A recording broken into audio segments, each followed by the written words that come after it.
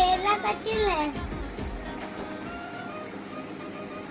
పెద్దపల్లి దాటిరా తీసుకున్నావా? ఎన్ని తీసుకున్నావే? ఎవరికి? నాకా? సరే పిన్ని అత్తందా? సరే అబ్బా నిజంగా చెప్పు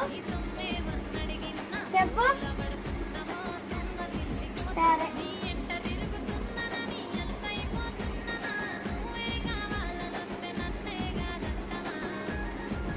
ఓకే ఎందుకు